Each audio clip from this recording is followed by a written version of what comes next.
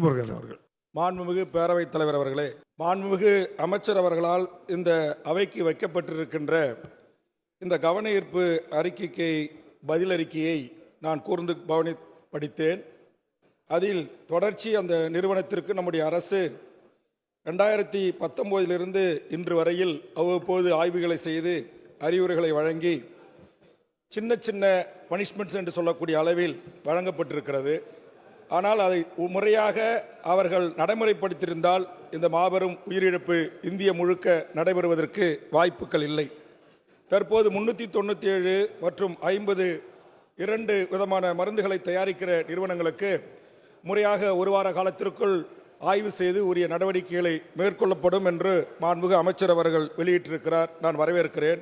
நாம் குழுவை அனுப்புகிறோம், ஆய்வு செய்கிறோம். முதலமைச்சர் அமைச்சர்களுடைய உத்தரவுக்கு இணங்க கடுமையான நடவடிக்கைகள் மேற்கொள்ளப்படுகிறது.